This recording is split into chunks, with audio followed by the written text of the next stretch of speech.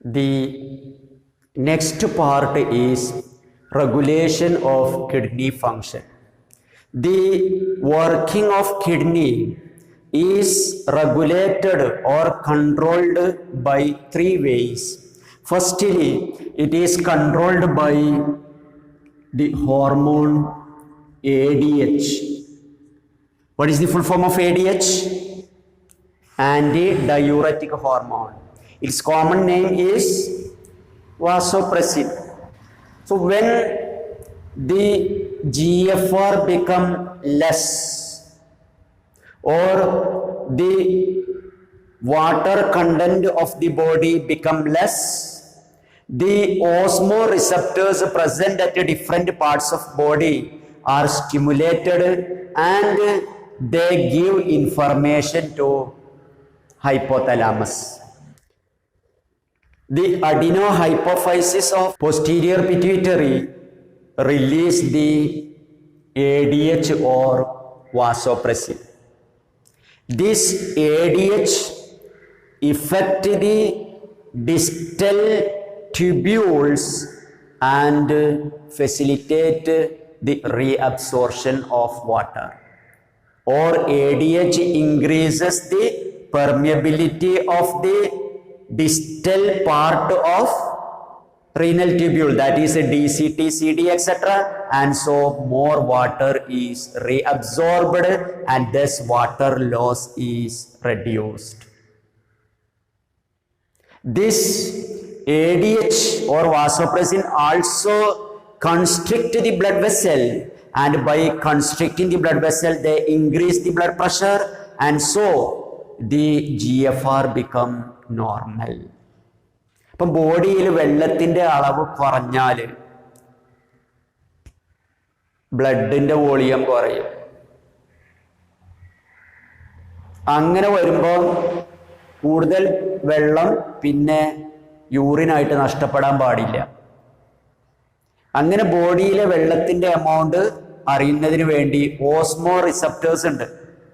ആ Osmo receptors അത് കണ്ടുപിടിക്കുകയും എന്നിട്ട് ഹൈപ്പോതലാമസിന് ഇൻഫർമേഷൻ കൊടുക്കുകയും ചെയ്യും. അങ്ങനെ വന്നാൽ അഡിനോ ഹൈപ്പോഫൈസിസിൽ നിന്ന് പോസ്റ്റീരിയർ പിറ്റ്യൂട്ടറിയിൽ നിന്ന് വാസോപ്രെസിൻ അല്ലെങ്കിൽ ADH റിലീസ് ചെയ്യും. ഈ ADH റീനൽ ട്യൂബ്യൂൾസിലെ DCT, കളക്റ്റിംഗ് ഡക്റ്റ് തുടങ്ങിയവയുടെ വാള് പെർമിയബിലിറ്റി ഇൻക്രീസ് ചെയ്യും. അങ്ങനെ കൂടുതൽ വാട്ടർ റീഅബ്സോർബ് ചെയ്തുകൊണ്ട് യൂറിൻ്റെ അളവ് റെഡ്യൂസ് ചെയ്യും. അങ്ങനെ ബോഡി ഫ്ലൂയിഡ് കുറവാണെങ്കിൽ ബ്ലഡ് പ്രഷർ കുറയും അല്ലേ? ബ്ലഡ് പ്രഷർ കുറഞ്ഞാൽ GFR കുറയും. GFR കുറഞ്ഞാൽ വേസ്റ്റ് റിമൂവ് ചെയ്യണത് കുറയും. അപ്പോൾ അവിടെ വാസോപ്രെസിൻ എന്തുകൂടെ ചെയ്യും? വാസോപ്രെസിൻ ബ്ലഡ് പ്രഷർ ഇൻക്രീസ് ചെയ്തുകൊണ്ട് GFR നോർമലാക്കുകയും ചെയ്യും. ഒപ്പം വെള്ളം നഷ്ടപ്പെടാതെ റീഅബ്സോർബ് ചെയ്തുകൊണ്ട് വെള്ളം നിലനിർത്തുകയും ചെയ്യും. ഇതാണ് ADHന്റെ role. Second is the function of kidney is also controlled by juxtaglomerular apparatus. This juxtaglomerular apparatus is a small tissue with a few cells. When water content is less, these juxtaglomerular cells release a chemical known as renin. RENIN, renin. വേറൊരു റെനിനെ നിങ്ങൾ digestive സിസ്റ്റത്തിലും പഠിക്കണതാണ്. അപ്പം ബോഡിയിലെ വെള്ളത്തിൻ്റെ amount കുറഞ്ഞാൽ ജുക്സ്റ്റാഗ്ലോമറുലാർ cells renin എന്ന് പറയുന്ന ഒരു chemical release ചെയ്യും.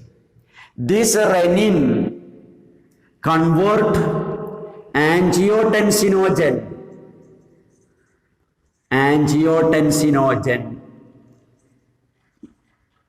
ബ്ലഡ് പ്ലാസ്മയിലെ ഒരു പ്രോട്ടീനാണ്, inactive പ്രോട്ടീനാണ് ആൻജിയോടെൻസിനോജൻ.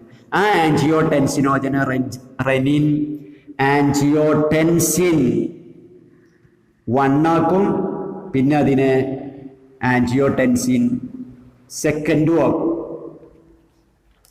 This angiotensin second increases the blood pressure And by increasing the blood pressure, the GFR become normal.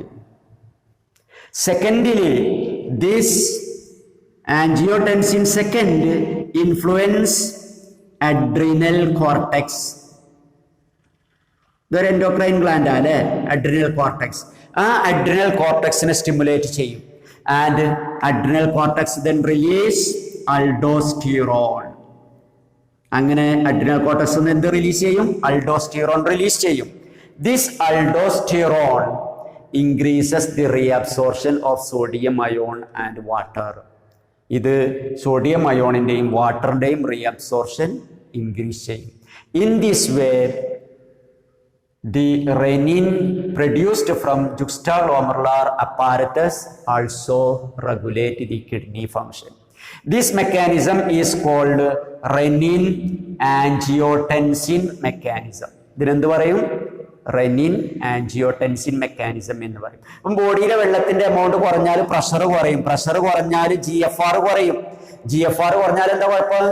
Waste വേണ്ടത്ര റിമൂവ് ചെയ്യൂല. അപ്പൊ എന്ത് വേണം? പ്രഷർ കൂട്ടണം.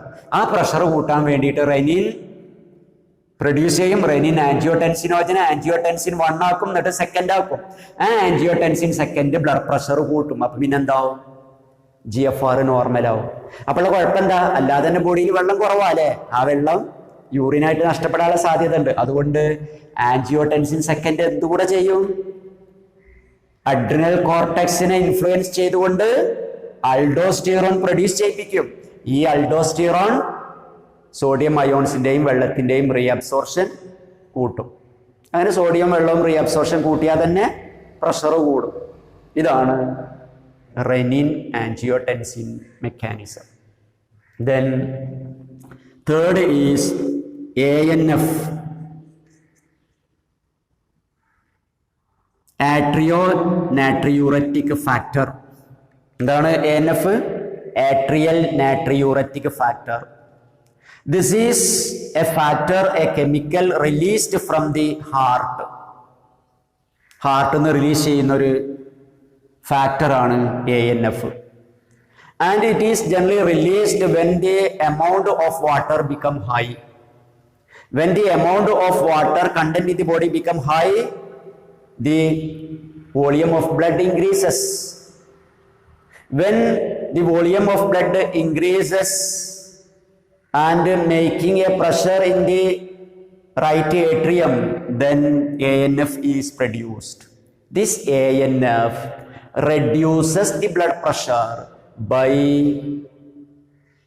dilation of blood vessels. Blood vessels dilate ചെയ്തുകൊണ്ട് pressure കുറക്കുകയാണ് ANF ചെയ്യുക. So the action of ANF is opposite of the renin angiotensin mechanism and ADH.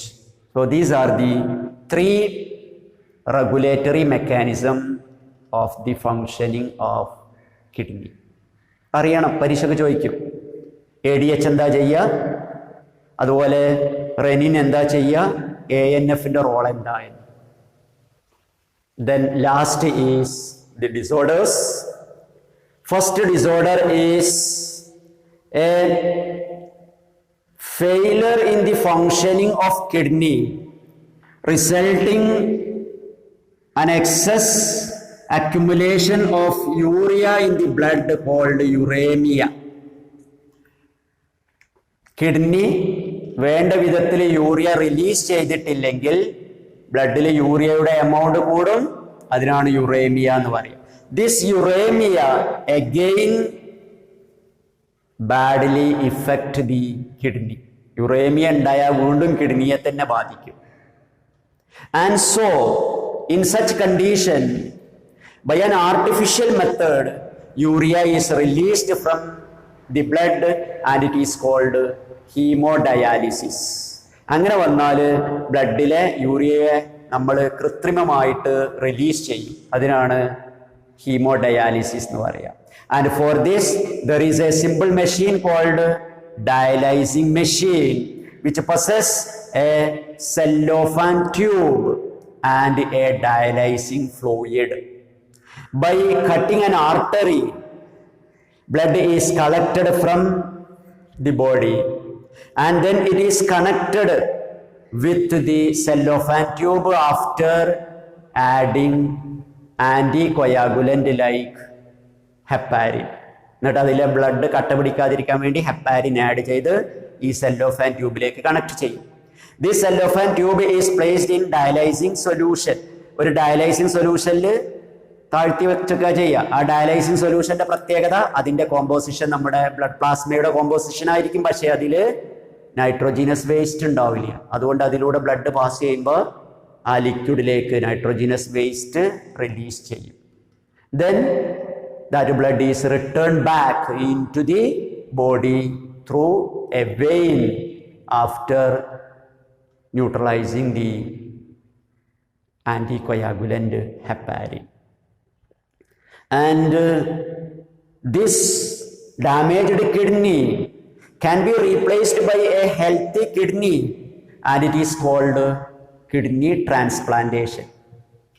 Now we are doing the kidney transplantation by receiving a healthy kidney from a donor and surgically implanting it into the patient with damaged kidney. So this is one disorder. Then second is renal calculi, stones in the kidney or crystalline salts like oxalates present in the kidney is called renal calculi. Kidney stone ആണ് renal calculi എന്ന് പറയുക. And third is the glomerulonephritis. Inflammation of kidney tubules or nephrons is called glomerulonephritis. അതേപോലെ മൂന്നാമത്തെ ഒന്നാണ് നമ്മുടെ നെഫ്രോണുകളിൽ inflammation ഉണ്ടാവുക, week ഉണ്ടാവുക. ആ ഡിസോർഡറിനാണ് glomerulonephritis എന്ന് പറയുക. So these are the three disorders and this is about the fourth chapter, the excretion. Okay, thank you.